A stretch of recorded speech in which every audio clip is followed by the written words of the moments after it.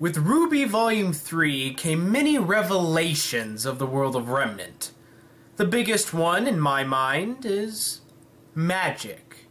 The inclusion of magic in the world. And you see, with magic we have learned many things.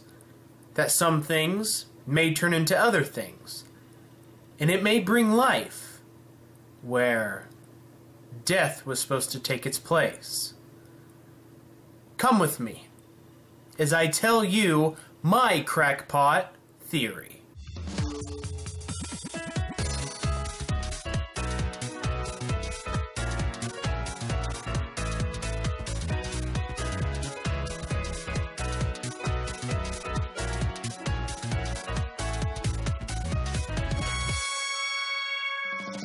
Hey, everybody out there in YouTube land, Jake of the OneManBand is back again. Yes, back again.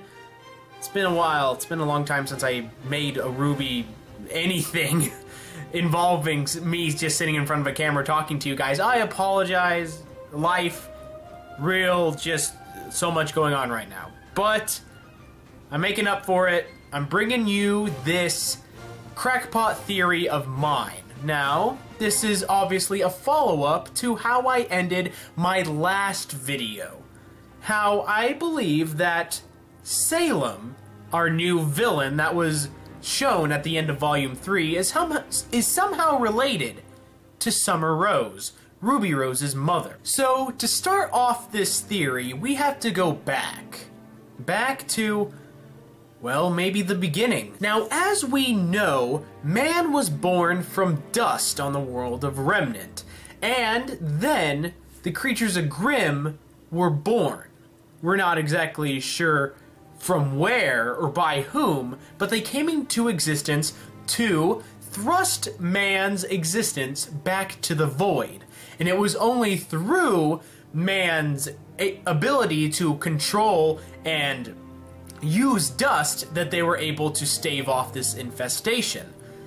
So, we've talked a lot about where did the Grimm come from, who controls them, Lord Grimm theory. Is Salem Lord Grimm theory? Back then, back in the way before times, there was indeed a Lord Grimm who ruled over the Grimm and tried to control them, tried to make them do what they had to do in order to take humanity down.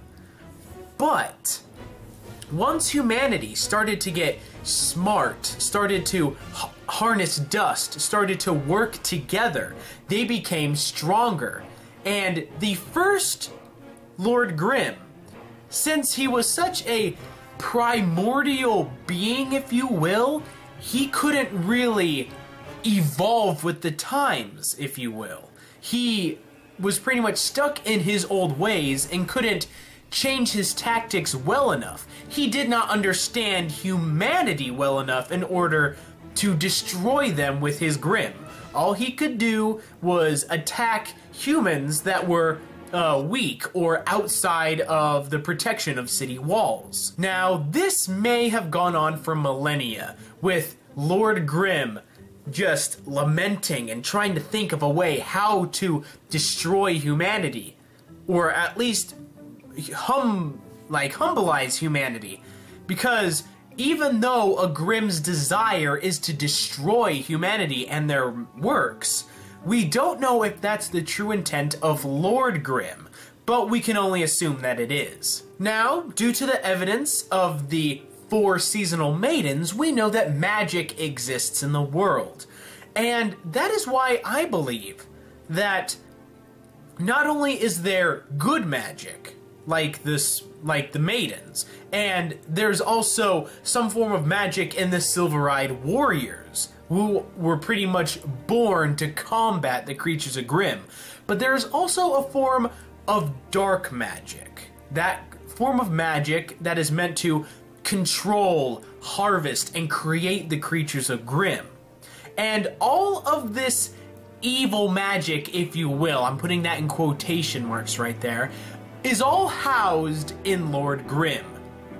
He has all of that magic inside of him. So he is able to control the creatures of Grimm, do all this stuff. So we fast forward a few millennia to where humanity finally stops warring with one another. The Huntsman Academies are created, the Vinyl Festival is created, and humanity starts to, as a group, combat the creatures of Grimm and usher in a time of peace. Lord Grimm sees this and knows now that humanity is at their strongest. He cannot really attack them. So, sure, he may throw some Grimm against the walls of humanity, but they'll just get beaten down. They'll just get killed. So he goes back to strategizing. He doesn't know what to do. Enter in a young and newly appointed headmaster of Beacon Academy, Ozpin, someone who has studied Grimm for most of his life. Now, we do not know a lot about Ozpin. Here's the thing, we don't know how old he is. We don't know how long he's been around. We don't even know if he's fully human. But my theory is that he knew about Lord Grimm. He knew that there was a Grimm overlord out there controlling all of them. And so, in an attempt to completely eradicate the Grimm menace, he goes to researching all that he can about the Grimm and their potential lord. He spends years, maybe even decades, trying to figure out what this creature is and how he can possibly defeat it. And it is here that he starts to come across and remember all of those old tales about the seasonal maidens, about the silver-eyed warriors. And it is here that he learns that the silver-eyed warriors are perfect killing machines for the creatures of Grimm. And this is where we finally get to Summer Rose. Summer Rose is a young huntress in training who is blessed with the silver eyes, therefore a silver-eyed warrior. He takes Summer under his tutelage to make sure that she will become an effective huntress and a possible tool to use against Lord Grimm in the future, which he eventually does. Ozpin finally learns of Lord Grimm's location and perhaps even a way to render him killable. So, Ozpin then collects all the huntsmen that he can, all the huntsmen that he can trust, one of them being Summer Rose, and goes on an expedition to kill Lord Grimm. This is the last mission that Summer Rose ever goes on. She had just become a mother. She does not want to leave her little girl. But when Ozpin comes to her and tells her that he has a solution to completely eradicate the Grimm and usher in an everlasting peace for humanity, how can she say no? A world where her little girl and Yang, pretty much her other daughter, won't have to grow up living in fear of the creatures of Grimm? Wouldn't you take that? Wouldn't you go out and try to do that for the sake of your children? Of course you would. And that's exactly what Summer Rose does. Ozpin needs her silver-eyed power, which is why she goes instead of Tai Yang. Even though Tai Yang was already a teacher at Signal Academy, he was still an accomplished huntsman.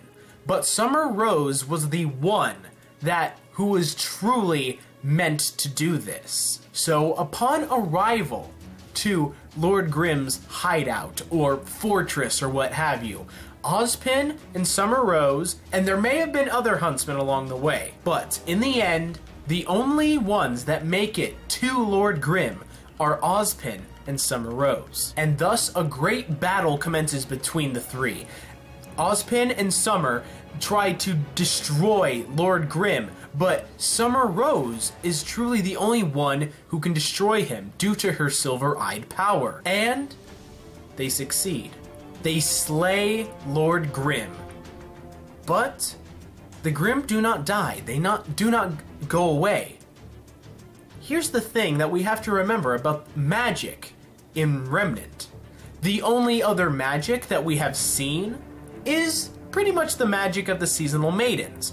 And we know that that magic It does not dissipate. It does not go away. It cannot be destroyed. It can only be redistributed. So, the same concept applies to Lord Grimm's dark magic. It cannot be destroyed or dissipated or exiled. It can only be transferred to a new host. And who is the closest person to the now dying body of Lord Grimm?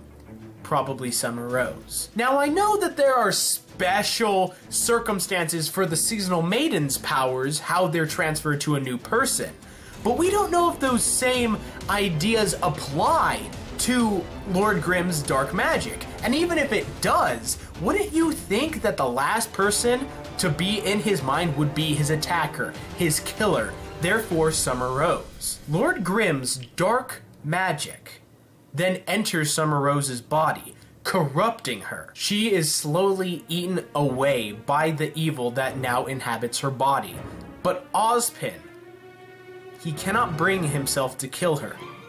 He simply leaves her for dead or has to run away in fear of she might kill him. Thus, another one of Ozpin's greatest mistakes happens, is that he left Summer Rose to die. He did not help her, and thus, Summer Rose dies, but is reborn as the new Lord of the Grimm, Salem. Monty confirmed that Summer Rose is dead, and even though Salem may inhabit the same body, I do not think there is an ounce of Summer Rose left in her. She may share some memories or some feelings toward things, but she is not the same person. Pretty much, she has been completely consumed by the evil that inhabited her body. And after she took control of the Grimm got smarter. She understood humanity. She knew how the Huntsman worked. So, instead of just throwing Grimm at humanity, she plans. She goes after people who crave power, such as Cinder. Brings her under her wing. She makes plans that will bring down humanity's walls, that will fracture humanity's companionship and divide it. Because, as Salem said at the very end of Volume 3, if you divide humanity, you'll be able to take them down. That's not a direct quote, but it's pretty much what she said. At the end of the day, I believe that Summer Rose and Salem are the same person. Or at least were the same person at one point. But we won't get true clarification until Volume 4 starts and we learn more about our new villain. Hey everybody, thanks for watching this video. Be sure to check out the description for links to other videos that I've done and for links to my social media pages such as Facebook, Twitter, and Patreon. And big thanks to my big Patreon sponsors such as Duncan Ishler and Kyle Schultz. You guys are awesome and I hope to see you guys next time. Be a good person, tip your white juices, keep moving forward. I'll see you then.